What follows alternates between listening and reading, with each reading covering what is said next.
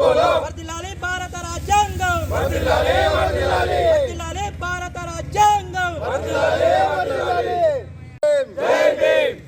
అమిత్ షా వెంటనే అమిత్ షా వెంటనే సిగ్గు అంబేద్కర్ వ్యాఖ్యలు, సిగ్గు అంబేద్కర్ పై వ్యాఖ్యలు. అమిత్ షా వెంటనే అమిత్ షా వెంటనే. ఈరోజు ఒక ప్రజాస్వామ్యంలో, ప్రపంచంలోనే ఒక ప్రజాస్వామ్య వ్యవస్థలో ఉన్న ఒక పెద్ద దేశానికి హోమ్ మినిస్టర్ ఉండి అమిత్ షా గారు అలాంటి వ్యాఖ్యలు చేయడం చాలా దురదృష్టకరం. ఈరోజు తెలంగాణ ఏర్పడ్డదంటే ఆ రాజ్యాంగంలో ఉన్న ఆర్టికల్ ప్రకారం ఈరోజు తెలంగాణ ఏర్పడ్డది. ఆయన పెట్టిన భిక్ష వల్ల ఈరోజు మీ మంత్రి పదవులు అనుభవిస్తున్నారు. కానీ అలాంటి వ్యాఖ్యలు చేయడం చాలా దురదృష్టకరం. ఎందుకంటే ఈరోజు బడుగిన వర్గాలు అందరూ సమాన హక్కులు పొందుతున్నారంటే ఆయన బాబాసాహెబ్ అంబేద్కర్ చెప్పిన భిక్షని అని మర్చిపోవద్దు. అమిత్ షా గారు, మీరు కూడా ఒక మంచి పదవిలో ఉన్నారు కనుక ఇలా పిచ్చి కూతలు కూస్తే చాలా దేశానికి నష్టం, ప్రజలల్లో మీరు విశ్వాసాన్ని కోల్పోతున్నారు. తస్మాత్ జాగ్రత్త అమిత్ షా గారు. జై కాంగ్రెస్. ఈరోజు అంబేద్కర్ గారికి పాలాభిషేకం డొంకేశ్వర్ మండల కేంద్రంలో చేయడం జరిగింది. మొన్న పార్లమెంట్లో అమిత్ షా గారు అంబేద్కర్ గురించి అనుచిత వ్యాఖ్యలు చేయడం దురదృష్టకరం.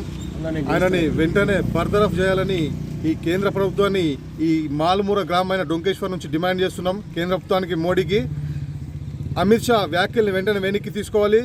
అలాగే ఆయనని మంత్రి నుంచి బర్తరఫ్ చేయాలని కాంగ్రెస్ పార్టీ డిమాండ్ చేస్తుంది. ఇలాంటి వ్యాఖ్యలు మరోసారి చేస్తే బాగుండదని చెప్తున్నాము. కాంగ్రెస్ పార్టీ, మా యూత్ కాంగ్రెస్ వాళ్ళు జరిపోతారు. మీ మీ మీ మీ మంత్రులకు, మా యూత్ కాంగ్రెస్ వాళ్ళకు ఒక్క పిలుపునిస్తే మీ బీజేపీ నాయకులు, కార్యకర్తలు కనబడరు. ఖబర్దార్ మోడీ, ఖబర్దార్ అమిత్ షా. గత వారం రోజుల నుంచి పార్లమెంటులో భారతదేశంలో జరుగుతున్న ప్రధాన చర్చ అంబేద్కర్పై అమిత్ షా చేసిన వ్యాఖ్యలు.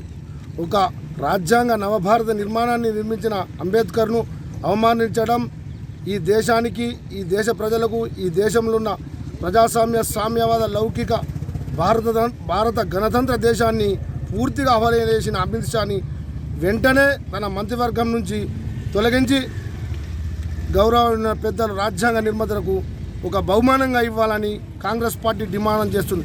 అంతేకాకుండా గతంలో అమిత్ షా ఆ రాష్ట్ర హోంమంత్రిగా, గుజరాత్ రాష్ట్ర హోంమంత్రిగా ఉన్నప్పుడు ఆయనను ఆ రాష్ట్ర హైకోర్టు రాష్ట్ర బహిష్కరణ చేసిందంటే అట్లాంటి వాడిని తెచ్చి ఈరోజు ఈ దేశం మీద రెండవ స్థానాన్ని కల్పించిన భారతీయ జనతా పార్టీ నాయకులారా, ఒక్కసారి మీరందరూ ఆలోచించి భవిష్యత్తులో ఈ భారతదేశాన్ని రష్యా ఉక్రెయిన్ యుద్ధం ఎట్లా జరుగుతుందో ఈ భారతదేశంలో మత కల్లోలు, కులాల మధ్య చిచ్చు పెట్టి పబ్బం గడుపుకొని బతుకుతున్న బీజేపీ నాయకులారా, పెద్దలు మోడీ గారికి కూడా పెద్ద మనసుతో ఆలోచించి ఇట్లాంటి అనుచిత వ్యాఖ్యలు చేసిన అమిత్ షాను సస్పెండ్ చేస్తుండే కాదు, ఆ వ్యాఖ్యలను పార్లమెంట్ రికార్డు నుంచి కూడా తొలగించాలని కాంగ్రెస్ పార్టీ తరఫున డొంకేశ్వర్ మండల కేంద్రంలో ఈరోజు పాలాభిషేకం చేసి ఆయనకు మా వంతు కొంచెమన్నా మా భక్తిని చాటుకున్నాం.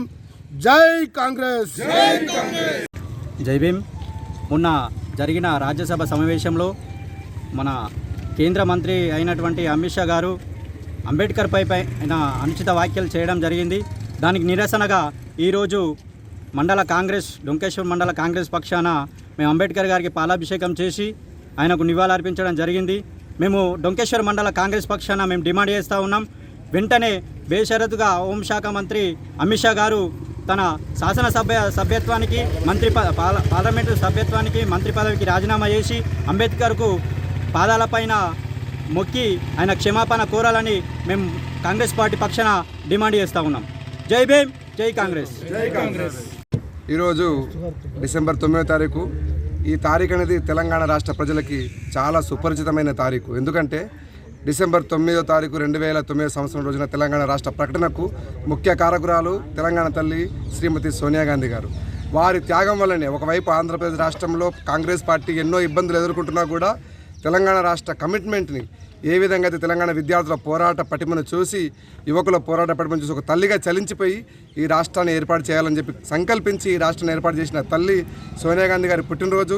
ఈరోజు కాంగ్రెస్ పార్టీ అధికారంలో ఉండి అధికారికంగా వారి పుట్టినరోజు వేడుకలను నిర్వహించుకునే అవకాశం రావడం నిజంగా డొంకేశ్వర్ మండల కేంద్రంలో ఈ కార్యక్రమం నిర్వహించుకుని చాలా సంతోషంగా ఉంది.